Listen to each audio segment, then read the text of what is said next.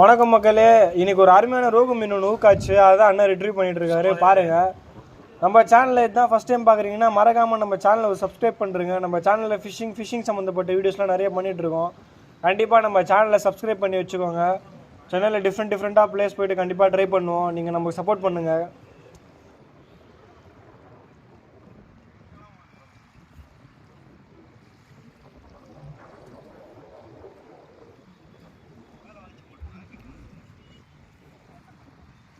பாருங்க, நம்ம பிரதர் நமக்கு சப்போர்ட் பண்ணி அழகாக கரைக்கு எடுத்துன்னு வந்துட்டாங்க. மீன் கிட்டத்தட்ட மீன் வந்து ஒரு கிலோ பக்கம் இருக்கும் மீன்.